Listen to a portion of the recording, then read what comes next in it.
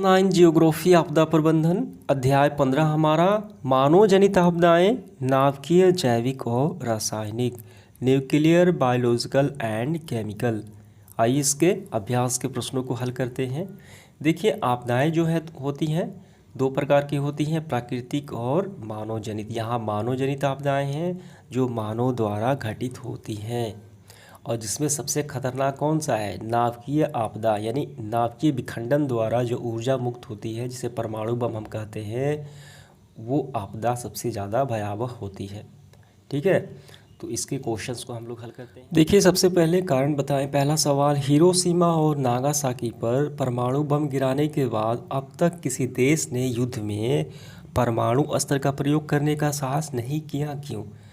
क्योंकि देखिए जो परमाणु बम होते हैं वो काफ़ी खतरनाक होते हैं। हिरोशिमा और नागासाकी पर बम गिराए गए 1945 में, जिसमें लाखों लोग मारे गए। ठीक है, हिरोशिमा पे 6 अगस्त और नागासाकी पर 9 अगस्त, तो इसमें लाखों लोग मारे गए। तो ये भयावह परिणाम देखते हुए भविष्य में किसी भी देश ने ऐसा साहस गलती नहीं की। समझ में आ गया? काफ़ी खतरनाक होते हैं, इसमें नाभिकीय विखंडन होता है और देखिए ये इतनी ऊर्जा निकलती है कि बहुत सारे लोग मृत्यु हो गई और जो बचे तो वो गंभीर बीमारियां, कैंसर, त्वचा संबंधी मनोरोग ये लंबे समय तक बना रहा। तो इसका आंसर हम कैसे लिखेंगे? परमाणु बम अत्यंत खतरनाक हथियार है। इसे प्रयोग से भारी जनहानि होती है और भयानक बीमारियां फैलती है, जो जापान के नागासाकी और हिरोशिमा पर परिणाम सभी जो देश हैं वो देख चुके हैं, अतः कोई देश प्रयोग नहीं करता। तो इसका आंसर हमारा यही हो गया। दूसरा सवाल देखिए, नाभिकीय रिएक्टर भी बहुत घातक माने जाते हैं, क्यों? नाभिकीय रिएक्टर जो होता है, देखिए नाभिकीय रिएक्टर जो होता है इसमें क्या होता है, नाभिकीय विखंडन होता है, परमाणु विखंडन होता है, जिसमें अल्फ़ा, बीटा और गामा अदृश्य घातक किरणें निकलती हैं, रेडियो एक्टिविटी इसमें और इसके संपर्क में आने से मनुष्य में कैंसर, त्वचा संबंधी अन्य गंभीर बीमारियां हो सकती हैं। ठीक है, इसीलिए क्या है, नाभिकीय रिएक्टर काफ़ी खतरनाक है। तो इसका आंसर हमारा इस तरीके से हमें करना है। नाभिकीय रिएक्टर में नाभिकीय विखंडन से ऊर्जा प्राप्त किया जाता है, जिससे अदृश्य घातक किरणें अल्फ़ा, बीटा और गामा निकलती है, जो गंभीर बीमारियां, कैंसर का कारण बनाती हैं। अतः यह प्रयोग क्या है, घातक है मनुष्य के लिए। तीसरा सवाल देखिए, नाभिकीय राख को गहरे समुद्र में डुबाया जाता है, क्यों? देखिए यहाँ पे यूरेनियम अथवा किसी ऐसे पदार्थ से ऊर्जा प्राप्त करने के बाद भी बची राख को या परमाणु कचरे को रेडियो सक्रियता बनी रहती है। ठीक है, जिसमें क्या होता है, काफ़ी खतरनाक कैंसर वगैरह बीमारियां हो सकती हैं। अतः इसे निपटाने के लिए विशेष प्रबंध करना पड़ता है। प्रायः इस कचरे को शीशे के सिलेंडर में बंद करके बहुत गहराई पर दफना दिया जाता था, गहरे समुद्र के तल पे गाड़ दिया जाता है। तो ये पूरा लिखना है। ठीक है, इसका मुख्य कारण है कि जो कचरे में रेडियो सक्रियता बनी रहती है, जो कैंसर और गंभीर बीमारियां फैलाती हैं। ठीक है, तो इस तरीके से आपको यहाँ तक कर लेना है। चौथा सवाल देखिए, परमाणु ऊर्जा को घातक जानते हुए भी, काफ़ी खतरनाक है परमाणु ऊर्जा, फिर भी भारत उपग्रह के निर्माण में और प्रक्षेपण में लगा है, क्यों? यानी इसका प्रयोग कर रहा है परमाणु ऊर्जा के साथ। तो देखिए इसका आंसर हम लिखेंगे, उपग्रह निर्माण और परीक्षण के लिए भारी मात्रा में ऊर्जा की आवश्यकता होती है, जो परमाणु ऊर्जा से पूर्ति हो सकती है। देखिए परमाणु ऊर्जा का प्रयोग हम अगर आर्थिक और देश के विकास में लगाएं तो काफ़ी फ़ायदेमंद साबित होगी, क्योंकि इससे भारी मात्रा में ऊर्जा प्राप्त होती है। अगर इसका हम मानव के विनाश में लगाएं तो ये आपदा बन जाता है, जैसे परमाणु बम हो गया। समझ में आ गया? तो भारी मात्रा में ऊर्जा प्राप्त होती है, तो ऊर्जा की आवश्यकता को पूरा करने के लिए ही ये उपग्रह का निर्माण में ये लगाया जाता है। पांचवा है, भारत में गरीबी है फिर भी अपना रॉकेट चांद पर भेजा है और दूसरे भेजने की तैयारी कर रहा है, जबकि ये बहुत खर्चीला है, क्यों? यानी ये ऐसा काम भारत क्यों कर रहा है, रॉकेट चांद पर क्यों भेज रहा है? तो भारत द्वारा ऐसा करने का मुख्य कारण है, भारत टेक्नोलॉजी विकास और भारत को विकसित बनाने में उद्देश्य से सारे चंद्र मिशन प्रयास करता है। समझ में आ गया? और भारत दुनिया में आगे रहे और ये विकसित हो सके। अगला है 6 नंबर, रासायनिक उद्योग में हवा की दिशा जानने का उपकरण लगा होता है। क्यों? जो रासायनिक उद्योग होते हैं, कल कारखाने होते हैं, वहाँ पे हवा की दिशा जानने के लिए उपकरण विशेष लगा होता है। इसका कारण क्या है? तो देखिए, इसका कारण हम यहाँ से करेंगे, वायु दिशा मापी कारखाने के प्रांगण में रहना चाहिए। इससे क्या होगा? इससे गैस के रिसाव की स्थिति में वायु की दिशा का ज्ञान हो सके। गैस वस्तुतः हवा के साथ बहाव की दिशा भी तेज से फैलती है, अतः इससे बचने के लिए लोगों को हवा से बहने की दिशा विपरीत भागना चाहिए। हवा मान लीजिए कि इस तरफ बह रही है हवा, तो गैस भी इस तरफ जाएगी, तो लोगों को इस विपरीत दिशा में इस तरफ भागना चाहिए। ठीक है, यानी बचाव के लिए ये लगाए जाते हैं। अगर आपदा हो गई, कोई दुर्घटना हो गई, तो इससे बचने के लिए। समझ में आ गया? तो यही आपको आंसर करना है। 7 नंबर देखिए हमारा क्या है। भारत में 1960 के दशक में रासायनिक उर्वरकों का प्रयोग तेज़ी से किया गया। क्यों? तो 1960 के दशक में हरित क्रांति की वजह से किया गया। समझ में आ गया? तो उर्वरक का प्रयोग, तो आइए लिखते हैं। तो देखिए हम यहाँ से करेंगे, भारत में 1960 के दशक में हरित क्रांति प्रारंभ हुई। कृषि उत्पादन बढ़ाने के लिए फसलों में रासायनिक उर्वरक का प्रयोग तेज़ी से बढ़ने लगा। ठीक है, पौधे की बीमारियों को बचाने के लिए विभिन्न प्रकार के कीटनाशकों का प्रयोग होने लगा। तो बस यहीं तक आपको कर लेने हैं, ज़्यादा लंबा नहीं ले जाना है। इसका मुख्य कारण है कि उस दशक में हरित क्रांति क्या हुई? प्रारंभ हुई। उत्पादन बढ़ाने के दृष्टिकोण से ये किया जाने लगा उर्वरकों का। देखिए अगला सवाल क्या है। कभी कभी दामोदर घाटी क्षेत्र में अम्ल वर्षा होती है, एसिड रेन होता है। क्यों होता है? तो इसका मुख्य कारण है सघन रासायनिक उद्योग क्षेत्र में, यानी वहाँ पे ज़्यादा रासायनिक उद्योग हैं, कल कारखाने हैं, तो वहाँ पे सल्फर डाइऑक्साइड और नाइट्रोजन ऑक्साइड हवा में उपस्थित रहती हैं और वर्षा के समय वर्षा जल को अम्लीय बना देते हैं, जिसे अम्लवृष्टि कहते हैं। आगरा से मथुरा तक क्षेत्र यानी दामोदर घाटी क्षेत्र अम्लवृष्टि का शिकार है। इसका मुख्य कारण है ज़्यादा मात्रा में रासायनिक उद्योग कल कारखाने की उपस्थिति है, लगना है। तो इसका कारण समझ में आ गया। अगला सवाल हमारा 9 नंबर। भोपाल में एक कारखाना है यूनियन कार्बाइड था जो बंद हो गया। क्यों? तो देखिए यहाँ पे नज़र डालेंगे तो पाएंगे कि 1984 में भोपाल शहर में क्या हुआ? एक आपदा हुई। भोपाल गैस त्रासदी के नाम से जाना जाता है। इसमें क्या हुआ कि यूनियन कार्बाइड फैक्ट्री में कीटनाशक का उत्पादन होता था। मेथिल आइसोसाइनेट यौगिक से कीटनाशक बनाए जाते थे, लेकिन ये लीक हो गया।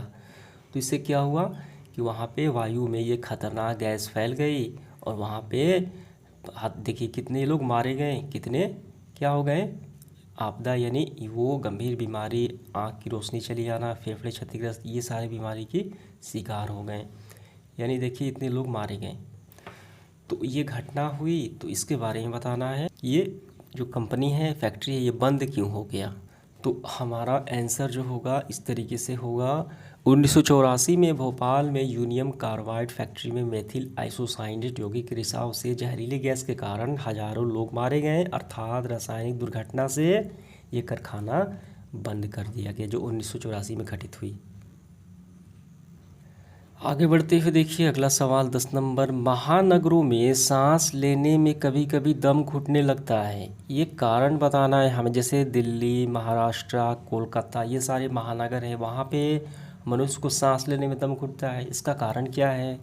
तो देखिए कारण की बात की जाए तो हम यहाँ से करेंगे। महानगरों में परिवहन के साधनों में कार्बन डाइऑक्साइड, जो मीथेन इत्यादि की मात्रा अधिक हो जाती है, जिससे कि त्वचा, आँख, श्वसन प्रणाली आदि बहुत अधिक प्रभावित होते हैं। ऑक्सीजन की कमी से दम घुटने लगता है, अर्थात सांस लेने में कठिनाई होने लगती है। ठीक है, समझ में आ गया। 11 नंबर देखिए हमारा। भारत जैसे शांतिप्रिय देश में आज़ादी के साथ ही परमाणु ऊर्जा के विकास पर बल दिया गया। क्यों किया गया ऐसा? तो ऐसा करने का मुख्य कारण है देश की प्रगति, आगे ले जाना, विकास करना। ठीक है, विकास के लिए आवश्यक ऊर्जा की ज़रूरत को पूरा करने के लिए परमाणु ऊर्जा पर बल दिया गया, ताकि ज़्यादा मात्रा में ऊर्जा उत्पन्न हो और देश का विकास हो। बिजली, देखिए परमाणु ऊर्जा से नाभिकीय रिएक्टर से क्या किया जाता है? बिजली उत्पन्न किया जाता है, ऊर्जा की मात्रा पूरी करके। अगला हमारा देखिए सवाल क्या है 12 नंबर। एड्स घातक बीमारी माना जाता है। क्यों एड्स को घातक बीमारी माना जाता है? तो इसका कारण हमें बताना है। तो देखिए हम यहाँ से करेंगे। एड्स जो है घातक बीमारी है, ये विषाणु या वायरस द्वारा फैलता है। ठीक है, ये मनुष्य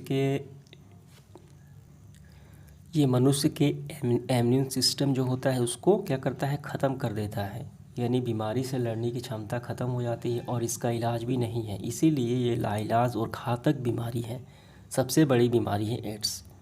समझ में आ गया, यही आपको कर लेने हैं। अगला सवाल देखिए 13, केगा का नाभिकीय रिएक्टर निर्जन स्थान पर स्थापित किया गया है, दूर स्थान पर यह स्थापित किया गया है। क्यों केगा का नाभिकीय रिएक्टर? देखिए यहाँ पे संयंत्रों को आबादी से दूर स्थान पर स्थापित किया जाए, जैसे भारत का केगा परमाणु केंद्र इसका उदाहरण है। ठीक है, तो ये दूर यानी संघन बस्तियों, जनसंख्या वाली बस्तियों से काफ़ी दूर स्थापित किया गया है, क्योंकि इसके कारण है कि परमाणु विकिरण से रेडियोधर्मी किरणें निकलती हैं जो मानव के घातक बीमारी या कैंसर, त्वचा संबंधी हो सकता है, अतः आबादी से दूर स्थापित किया गया है, जैसे केगा। अगला सवाल देखिए 14, तांबे के कारखाने में सुरक्षा के प्रबंध अधिक किए होता है। क्यों? जो तांबे के कारखाने होते हैं सुरक्षा के दायरे बढ़ा दिए जाते हैं, काफ़ी प्रबंध किए जाते हैं। देखिए बीते समय इतिहास में नज़र डालें तो एक दुर्घटना हुई थी तमिलनाडु राज्य में तूतीकोरिन तांबे की फैक्ट्री में। ठीक है, स्थिति को इसमें क्या हुआ था कि 90 लड़कियाँ इससे प्रभावित हो गई थी, छाती में जलन, निमोनिया, पेट की बीमारियाँ ये सारे ग्रस्त हो गई थी। तो इसीलिए ये दुर्घटना को रोकने के लिए तांबे के कारखाने में विशेष सुरक्षा प्रबंध किए जाते हैं। तो हमारा आंसर होगा तांबे कारखाने में गैस रिसाव एवं दुर्घटनाएं होने का खतरा बना रहता है, अतः सुरक्षा प्रबंध अधिक रहता है। उदाहरण के लिए तमिलनाडु में तूतीकोरिन तांबे की घटना को ले सकते हैं। अगला देखिए 15 नंबर, एंथ्रेक्स का प्रयोग पर प्रतिबंध लगा क्यों? ये क्योंकि अमेरिका जो है युद्ध में ये जैविक हथियार के तौर पे एंथ्रेक्स का प्रयोग करता था, यानी जो शत्रु देश होते थे वहाँ पे जहर फैलाने के लिए डाक द्वारा न किसी तरीके से उस देश में एंथ्रेक्स विषाणु भेज देता था। इससे क्या है, इससे जहर फैल जाता था, सांस या फेफड़ों तक पहुँचकर ये हानि पहुँचाते थे। समझ में आ गया? तो ये जैविक हथियार के तौर पे एंथ्रेक्स विषाणु का प्रयोग होता था, इसलिए इसे बंद कर दिया गया। तो इसका हम कारण ऐसे लिखेंगे। देखिए एंथ्रेक्स एक घातक विषाणु है जिसका इस्तेमाल जैविक अस्त्र के रूप में किया जा रहा था। ये मानव के फेफड़े में जाकर हानि पहुंचाते हैं, अतः इस पर प्रतिबंध लगा दिया गया, बंद कर दिया गया। आइए इसके बाद अति लघु उत्तरीय प्रश्न देखते हैं। नागासाकी पर कब परमाणु बम गिराया गया, ये बताना है हमें। देखिए ये आपको याद रखना है कि जापान के 2 शहर हिरोशिमा और नागासाकी पर परमाणु बम गिराया गया। हिरोशिमा पर 6 अगस्त और हमें पूछा जा रहा है नागासाकी पर, तो हमें लिखना है नागासाकी पर 9 अगस्त 1945 को परमाणु बम गिराया गया अमेरिका द्वारा। दूसरा सवाल, रासायनिक युद्ध क्या है, ये हमें बताना है। देखिए हम इसका आंसर ऐसे लिखेंगे, रासायनिक युद्ध के अंतर्गत विषैले खतरनाक रसायनों का प्रयोग किया जाता है। तो हम ऐसे लिख सकते हैं, देखिए प्रथम विश्व युद्ध के बाद यूरोप में रासायनिक अस्त्रों का विकास प्रारंभ हो गया और द्वितीय विश्व युद्ध में इसका प्रयोग बड़े पैमाने पर हुआ। जर्मनी में लाखों यहूदियों की हत्या विषैले गैस के चैम्बर में की गई। समझ में आ गया? तो ये कहा जाता है रासायनिक युद्ध। तीसरा है जैविक आपदा से बचाव के उपाय बताना है। तो ये रहा जैविक आपदा से बचाव के उपाय, आपको कम से कम 5 लिख लेने हैं। अगला है चौथा, भोपाल गैस त्रासदी कब हुई? तो ये 1984 में हुई। समझ में आ गया? तो अगर ये अच्छे से लिखेंगे तो ये पूरी लाइन आपको लिख लेना है। भोपाल में यूनियम कार्बाइड कारखाने में दिसंबर 1984 में 45 टन विषैले गैस मेथिल आइसोसाइनेट का रिसाव से 2500 लोग मारे गए। तो 1984 में हुई। इसके बाद देखिए लघु उत्तरीय प्रश्न पहला, परमाणु ऊर्जा का क्या अर्थ है? देखिए परमाणु ऊर्जा जो है नाभिकीय विखंडन द्वारा उत्पन्न होती है, जिसमें घातक किरणें निकलती हैं, अल्फा बीटा और गामा, और भारी ऊर्जा निकलती है। ठीक है, जो मानव के लिए काफ़ी क्या है, उपयोगी भी है अगर हम इसका अच्छे से उपयोग करें। तो अगर हम आपदा के तौर पर, ये काफ़ी खतरनाक है। समझ में आ गया? तो ये बताना है परमाणु ऊर्जा क्या है। तो इसका आंसर लिखेंगे, परमाणु के नाभिकीय अभिक्रिया के पश्चात नाभिकीय विखंडन से प्राप्त ऊर्जा परमाणु ऊर्जा कहलाती है। समझ में आ गया? तो हो गया। दूसरा है, किस दिन विश्व में पहला परमाणु बम गिराया गया था और कहाँ? तो हमें लिखना है जापान के दो शहर हिरोशिमा और नागासाकी पर 6 अगस्त और 9 अगस्त 1945 को परमाणु बम गिराया गया था अमेरिका के द्वारा। समझ में आ गया, ये तिथि भी हो गई और स्थान भी हो गया। तीसरा देखिए, भारत में कब और कहाँ परमाणु परीक्षण, ठीक है, परमाणु से संबंधित एक्सपेरिमेंट किया गया, कब किया गया और कहाँ किया गया। तो हमें यहाँ तक हमें देखिए हमें ऐसे लिखना है। देखिए पहली बार किया गया 1993 में किया गया। कहाँ किया गया? नरोरा में किया गया। दुर्घटना होते होते बची, हमें यही लिखना है। 1993 में नरोरा केंद्र है, वहाँ पे परमाणु परीक्षण किया गया। 4 नंबर देखिए, नाभिकीय विखंडन से उत्पन्न जो घातक किरणें हैं उनका नाम हमें लिखना है बस। तो वो किरणें हैं, देखिए नाभिकीय विखंडन में जो किरणें उत्पन्न होती हैं, उन्होंने कहा था, देखिए नाभिकीय विखंडन में जो किरणें उत्पन्न होती हैं वो होती हैं अल्फ़ा, बीटा और गामा। ठीक है, बस ये हो गया। अगला सवाल देखिए हमारा क्या है, किस देश में यहूदी लोगों को गैस चैम्बर में बंद करके मारा गया था? ये रासायनिक हथियार के तौर पे ये प्रयोग किया गया। तो हमें बस देश का नाम बताना है। तो हमें लिखना है जर्मन में लाखों यहूदियों की हत्या विषैली गैस के चैम्बर में की गई। अगला 6 नंबर, कीटनाशकों में किस रासायनिक पदार्थ का अधिक उपयोग होता है? तो हमारा आंसर होगा मेथिल आइसोसाइनेट यौगिक में बनाकर, ठीक है, इससे कीटनाशक बनाया जाता है। तो क्या होगा? मेथिल आइसोसाइनेट रसायन का प्रयोग होता है। 7वां देखिए, हैजा और फ्लैग फैलने का कारण हमें बताना है। हैजा कैसे फैलता है और फ्लैग बीमारी कैसे फैलती है? तो हमें इसका आंसर लिखना है इस तरीके से। हैजा आंत का एक गंभीर समस्या जो संक्रमण है, जो कोलेरा नामक बैक्टीरिया से होता है, जो दूषित भोजन और मल के द्वारा फैलता है। और दूसरे देखिए फ्लैग की बात की जाए, यह पेस्टिस से संबंधित पिस्सू काटने द्वारा फैलता है, जो घातक वाहक होते हैं। समझ में आ गया? तो ये दोनों क्या है? ये जो दोनों बैक्टीरिया के द्वारा फैलता है। ठीक है, तो यही आपको करना है। अगला देखिए 8वां, हेपेटाइटिस बीमारी के कारण का हमें वर्णन करना है। तो देखिए यहाँ पे घातक बीमारियाँ जो हैं हेपेटाइटिस ए, बी और सी, ये जो फैलती हैं ये विषाणु द्वारा फैलती हैं। ठीक है, या विषाणु का है या वायरस का, एक ही बात है, ये फैलती हैं। तो यही इसका कारण हो गया। कैसे फैलता है? विषाणु द्वारा फैलता है। ठीक है।